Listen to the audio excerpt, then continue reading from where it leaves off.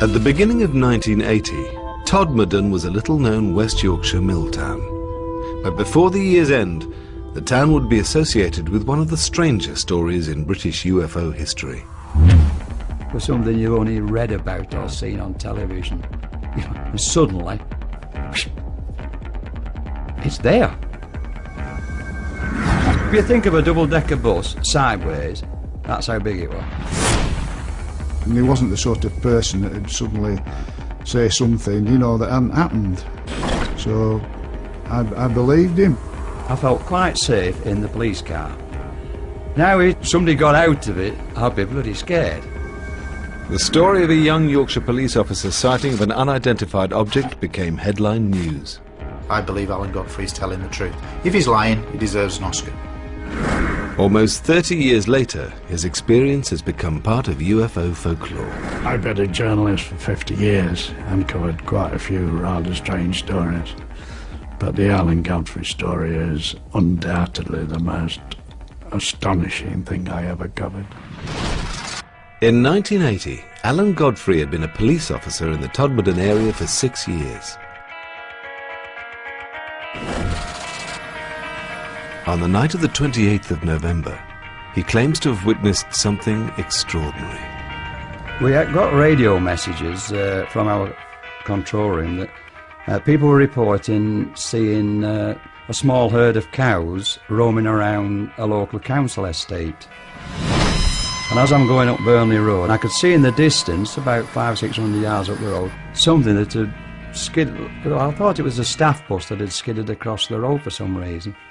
Whatever it was, I decided to go and investigate. So I'm driving towards this object, and I got within about 20 yards, and there it was. An object, nuts and bolts, hovering above the road surface. It was shaped in a diamond shape, and the bottom flange was rotating. The top half appeared to be stationary. I didn't know what to do. I mean, what would you do? Well, if it were you, you'd probably ring the police up.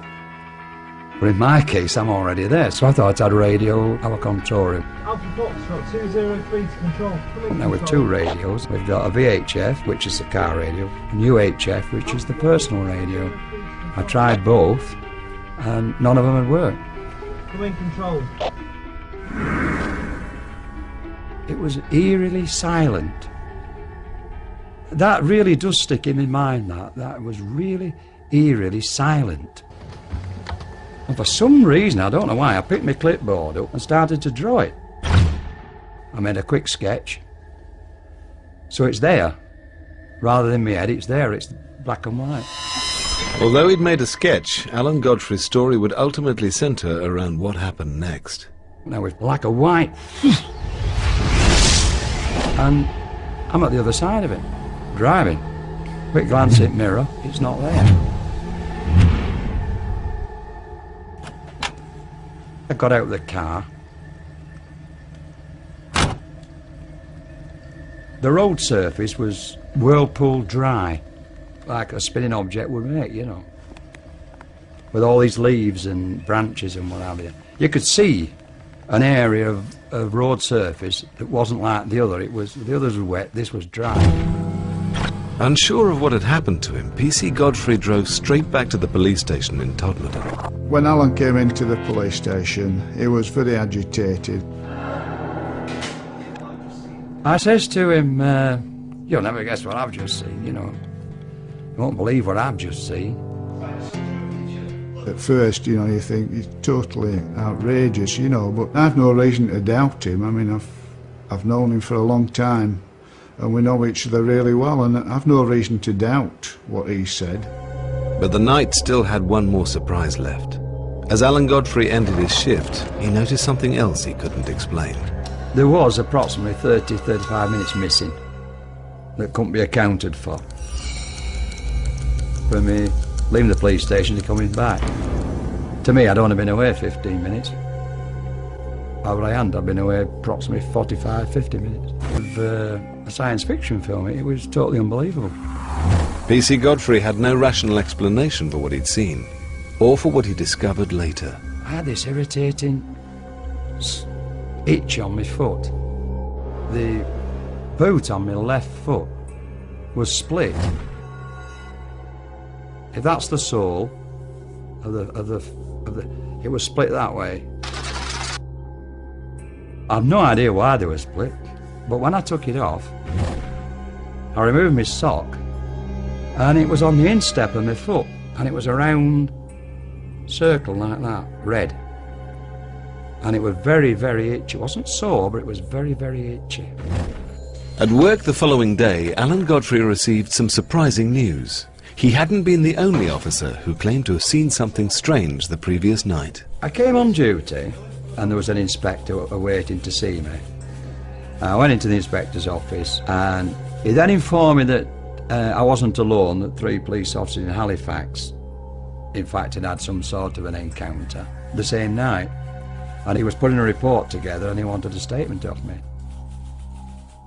Coming out the inspector's office thinking, yeah, right on.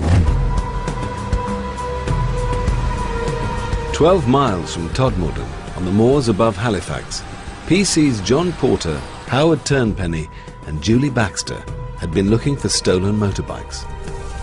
What they witnessed compelled them to make an official report. We parked up, got out, walked down over the fields towards the quarries. And we nearly reached the quarries, and then something, nothing verbally, but something told us to turn. And we turned and just stood. And in the sky was a very cold, and I would describe it as a cold steel blue light. Not flashing, but pulsating. And the hairs on my arms and my neck just stood up. I cannot tell you, in all honesty, how big this thing was, because there was no definite shape to it other than a pulsating steel blue ball. But wherever it went, it was very, very fast. As fast as I'm moving my hand now. A second. A second, a second, a second. And that's how fast it moved, with no noise. Whiskey Delta 40 to Halifax Control. Tried to speak to Halifax on the radio. Nothing.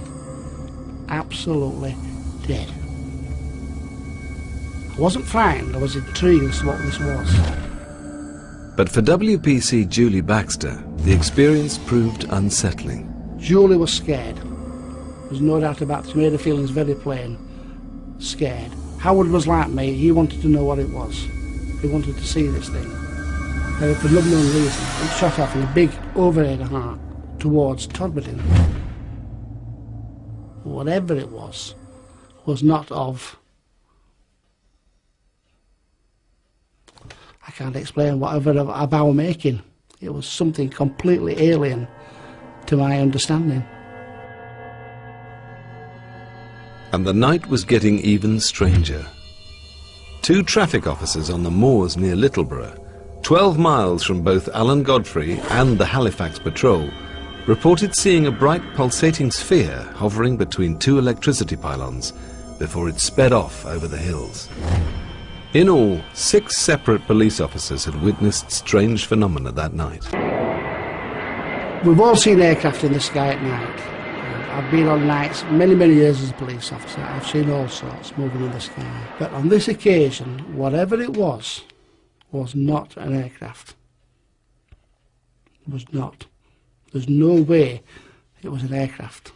Moving too fast and no noise. Air traffic records, both civilian and military, revealed that there were no flights in the area at the time.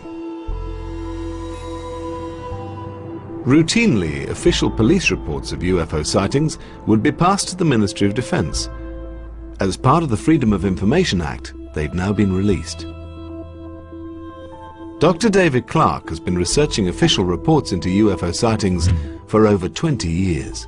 When the Ministry of Defence files on UFOs from 1980 were opened, I went to the National Archives and immediately went looking for any mention of the sightings in Todmorden in 1980. And straight away I found a copy of the report by the police officers from Halifax, PC John Porter and his colleagues, who'd seen a bright blue ball of light in the sky. But there was absolutely no trace of the report that was made by Alan Godfrey the same night, about 30 minutes later. Maybe they just thought that his sighting was a bit too weird and a bit too disturbing, you know, to pass it on to the ministry. But Alan Godfrey and John Porter were not the first police officers to have made an official report of a UFO sighting. Over the last 3 decades, police officers have contributed to a large proportion of British UFO reports. Gary Heseltine runs a database of UFO sightings made by both serving and retired police officers. It's my belief that police officer testimony is of a very high calibre. There is no reason to think that these officers are mistaken because of their training, and I believe that police officer testimony should be regarded very highly in the world of the way we treat UFOs. Between 1970 and 2000 alone, there were more than 700 UFO sightings made by serving police officers. Clearly, police officers aren't going to make an official report about something they've seen in the sky in a frivolous way. It's not something that they would do lightly, because it has all kinds of impacts upon their career and whether they're taken seriously or not. 15th of August 1975, 2 uniformed police officers observed a bright lighted UFO heading in the direction of Hayward. The uniformed officers saw a huge UFO. 2 on-duty uniformed police officers, including a Chief Superintendent Hobson, were en route 2:15 hours, Crofton, Wakefield, West Yorkshire. PC Patrick Tunney was checking on a couple of shops during the early hours of a winter's morning when he suddenly noticed 3 green lights approaching from around a mile distant. Wakefield lies on the very edge of the Pennines, 30 miles from Todmorden. At the time of his sighting in 1976, PC Patrick Tunney was a well-respected police officer with over 20 years' experience. I thought at first it was an helicopter having trouble, and we were looking at it. I thought, there's no noise, no engine noise, nothing. Just these 3 lights drifting towards me at about, say, between 100 and 150 feet high. The next minute, it didn't slow down, it didn't increase, and suddenly it turned to its left, and then it accelerated at a speed I've never seen up with that fast in my life.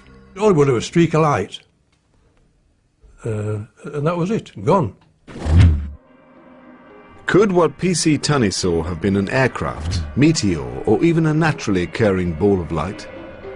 And could any of these account for what Alan Godfrey claimed to have experienced in November 1980?